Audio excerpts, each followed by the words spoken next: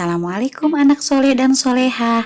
Berjumpa lagi dengan Bu Guru. Kali ini kita akan membahas materi 1, bunyi dan pemantulan bunyi. Kali ini Bu Guru akan mengingatkan kembali tentang materi bunyi. Bunyi adalah energi yang dapat didengar. Sumber bunyi adalah benda yang bergetar dan menghasilkan bunyi. Sumber bunyi bisa dihasilkan dari pita suara, alat musik, dan lain-lain. Bunyi merambat melalui benda padat, benda cair, dan udara. Selain merambat, bunyi juga dapat mengalami pemantulan dan penyerapan atau peredaman. Bunyi dapat memantul jika mengenai benda padat dan keras, seperti dinding, batu, kayu, seng, besi, dan kaca. Bunyi juga dapat diredam atau diserap oleh benda yang permukaannya lunak, seperti kain, busa, kapas, karpet, dan karet. Maksud dengan pemantulan bunyi. Pemantulan bunyi terjadi jika bunyi mengenai dinding atau permukaan yang keras, seperti batu, kayu, kaca, besi, dinding, atau seng. Ada dua macam bunyi pantul, yaitu gema dan gaung. Lalu, apa yang dimaksud dengan gema? Gema adalah bunyi pantul yang terdengar lengkap setelah bunyi asal. Gema terjadi karena bunyi yang dipantulkan oleh jarak yang jauh. Jika kamu berteriak di tebing pegunungan, gua, lembah, atau bukit, maka akan terdengar gema. Sedangkan gaung adalah bunyi pantul yang terdengar hanya sebagian dan tiba bersama bunyi asal. Akibatnya bunyi asal terdengar tidak jelas. Ruang kosong dapat menimbulkan gaung. Sekarang kita akan masuk materi kedua tentang gerak tari. Nah, sesaat lagi kita akan menyaksikan tari bunga jempa. Tari bunga jempa merupakan tari tradisional dari Provinsi Aceh. Tarian ini dilakukan secara berkelompok. Tari ini memiliki sifat halus dan anggun. Tari ini menggambarkan tentang bunga jempa yang kita kenal dengan bunga cempaka yang indah dan harum baunya.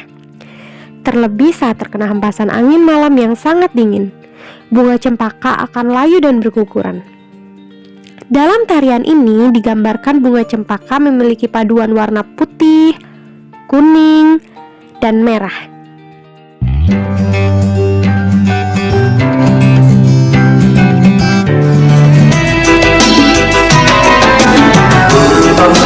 Bunga jempa berganti Aceh, bunga gelebe indah goina.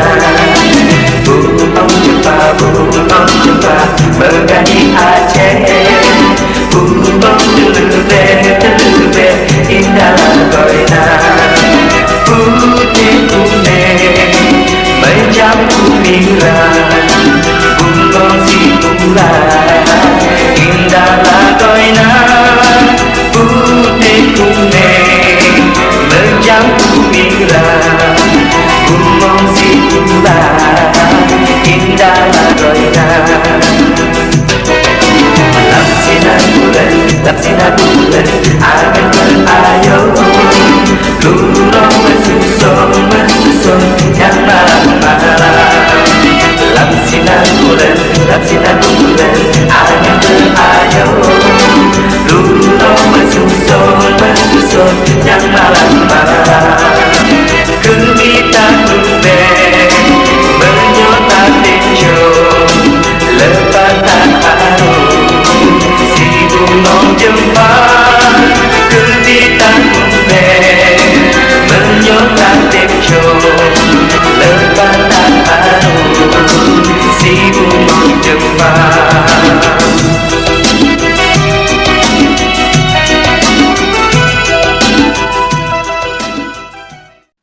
Baik anak-anak, Ibu akan melanjutkan materi selanjutnya, yaitu mengenai makanan tradisional dan tradisi Indonesia.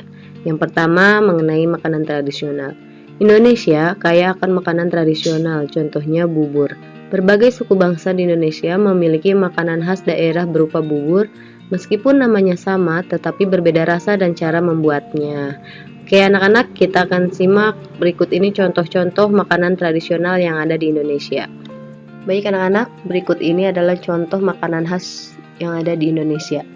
Yang pertama yaitu bubur tinutuan. Bubur ini merupakan makanan khas dari Manado, Sulawesi Utara. Nah, yang kedua yaitu bubur lemu. Bubur lemu berasal dari makanan khas dari kota Solo. Selanjutnya yang ketiga yaitu bubur dari Betawi. Nah, ini bubur merupakan bubur khas kota Jakarta dan dikenal dengan sebutan bubur AC atau artinya asinan semur. Yang keempat yaitu bubur papeda, adalah bubur khas dari Papua. Nah, bubur ini terbuat dari sagu dan teksturnya lengket seperti lem. Yang kelima yaitu bubur kampium, adalah bubur khas dari Sumatera Barat. Dan yang terakhir adalah bubur gunting yang berasal dari daerah Banjarmasin, Kalimantan Selatan. Materi selanjutnya yaitu mengenai tradisi yang ada di Indonesia. Tradisi merupakan peninggalan leluhur yang sampai sekarang masih dilakukan. Suatu tradisi yang ada di masyarakat sangat erat hubungannya dengan suatu kepercayaan yang mereka anut. Nah, berikut ini merupakan contoh tradisi di Indonesia. Yang pertama ada masyarakat Jawa, masyarakat Bali, dan masyarakat Dayak. Oke, yang pertama masyarakat Jawa. Yang pertama yaitu ada upacara ngeruat, upacara tedak siti, upacara kenduri, dan upacara menolak hujan. Upacara ngeruat merupakan upacara yang bertujuan untuk menyingkirkan bahaya yang mengancam seseorang atau keluarga. Yang kedua, upacara tedak siti, yaitu upacara menurunkan bayi ke tanah agar bayi menjadi sehat dan kuat, tidak terkena tenaga gaib yang tersimpan dalam bumi. Yang ketiga, upacara kenduri, untuk memperingati meninggalnya seseorang, yaitu pada hari ketiga, 7, 40, 100, 360, dan 1000. Yang terakhir, upacara menolak hujan, yaitu dilakukan oleh pawang hujan yang berhubungan dengan perayaan yang dilakukan seseorang. Yang kedua, masyarakat Bali. Yang pertama itu upacara pemotongan gigi yang bertujuan untuk menunjukkan kedewasaan. Selanjutnya, upacara ngaben, yaitu upacara pembakaran jenazah. Dan yang terakhir, tradisi pemakaman di desa Trunyan, yaitu jenazah tidak dikuburkan di dalam tanah dan tidak dibakar, tetapi diletakkan di atas tanah. Yang terakhir yaitu pada masyarakat Dayak. Jika ada seseorang meninggal dunia, maka jenazahnya dikuburkan. Setelah sekian lama, kuburannya dibongkar kembali dan diadakan upacara penguburan kedua. Nah, anak-anak, dari makanan tradisional, kue di Indonesia, serta tradisi-tradisi yang ada di Indonesia, itu semua bisa kita lakukan dengan adanya kerjasama juga. Nah, di sini Ibu akan menjelaskan mengenai manfaat kerjasama. Yang pertama, menumbuhkan rasa kebersamaan. Yang kedua, memupuk dan menumbuhkan sikap semangat persatuan. Yang ketiga, pekerjaan akan menjadi lebih mudah dan cepat selesai. Yang keempat, menumbuhkan rasa persaudaraan yang lebih erat. Dan yang terakhir, melatih diri agar menjadi lebih menghargai orang lain.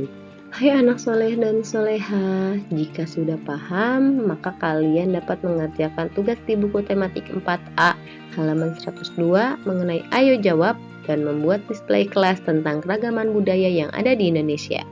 Selamat mengerjakan. Demikian materi hari ini, kita bertemu lagi di pertemuan yang akan datang. Assalamualaikum.